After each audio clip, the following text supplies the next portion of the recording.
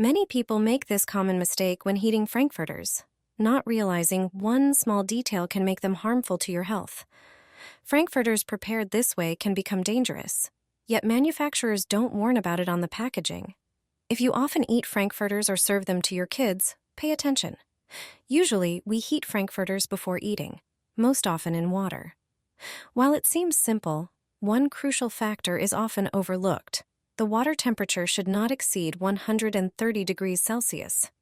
Ideally, the water shouldn't even reach boiling point. Frankfurters are made from mechanically separated meat, MSM, but they are not 100% meat. They also contain curing salt, nitrates, and nitrites. These additives are why frankfurters shouldn't be overheated.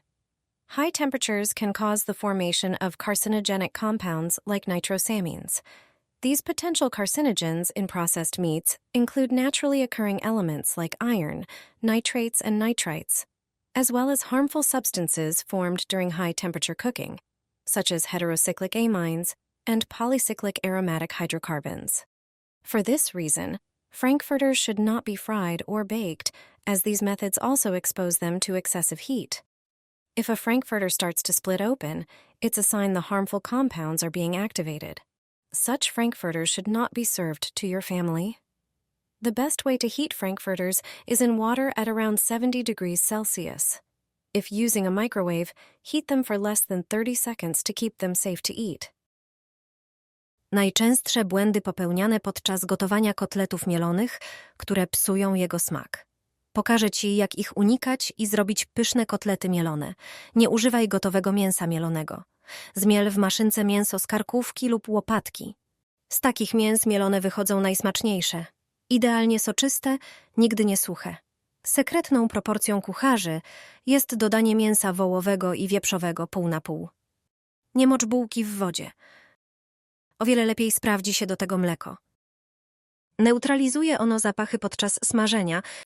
Do masy na kotlety nie dodawaj surowej cebuli, jest zbyt aromatyczna i twarda. Użyj wcześniej podsmażonej cebuli. Nie używaj także bułki tartej. Kotlety będą przez to twarde.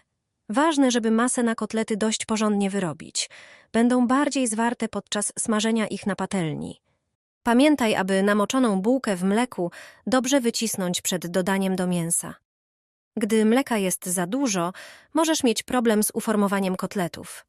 Pamiętaj o dodaniu czosnku, wzbogaci smak kotletów. Jest on sekretnym składnikiem, który podbija smak mielonych. Odpowiednia ilość oleju na patelni jest kluczowa.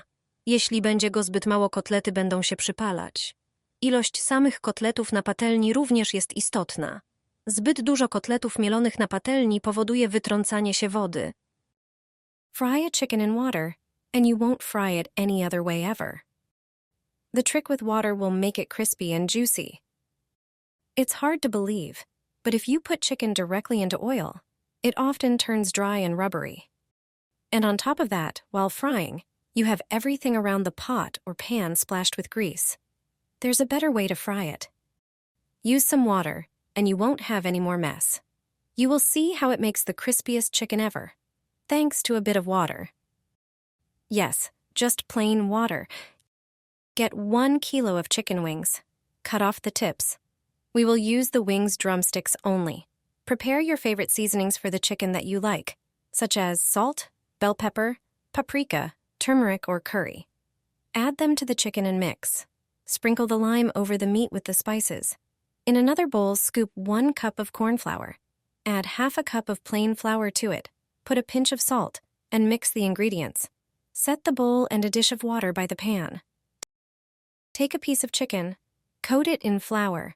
Thoroughly the whole piece, then dip it briefly in the water. Wait until it drips and put it right into the heated oil. Let's do it again. I will show you this with another piece.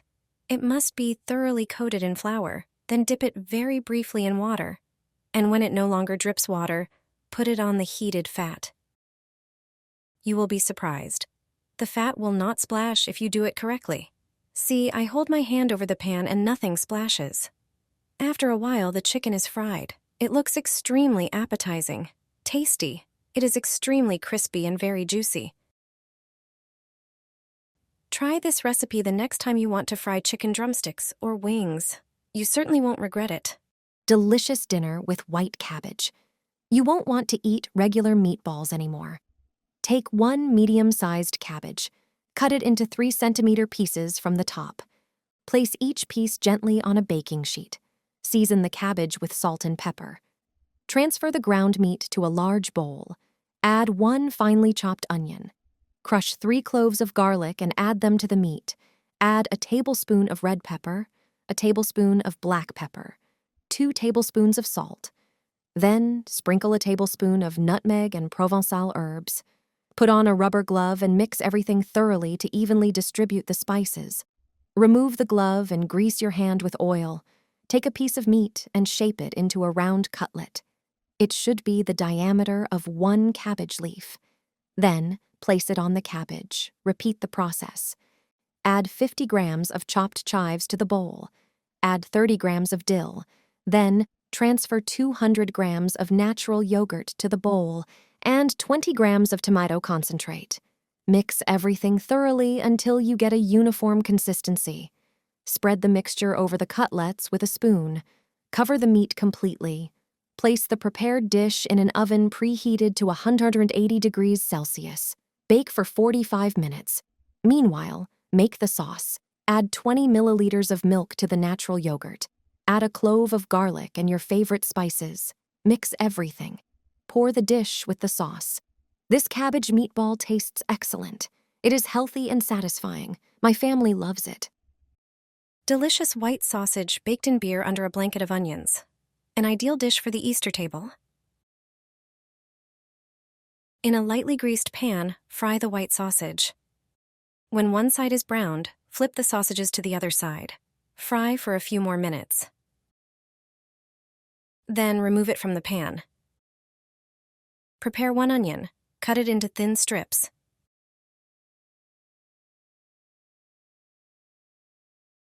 Put a tablespoon of clarified butter in the pan.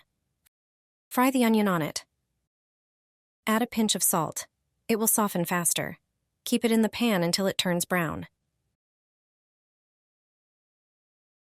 Then, pour half a bottle of light beer into the pan. Increase the temperature and reduce it all. Stir constantly. When most of the liquid evaporates, the onion will be ready. Prepare an oven-proof dish. Put the previously fried sausage in it. Then cover it with the onion. So that a blanket is formed, bake the whole thing for an hour at 180 degrees. After this time, the dish will be ready. It's simple and quick to prepare. It will be perfect for the Easter table. Even people who don't like white sausage will enjoy it. The sausage has a crispy skin and a flavorful taste.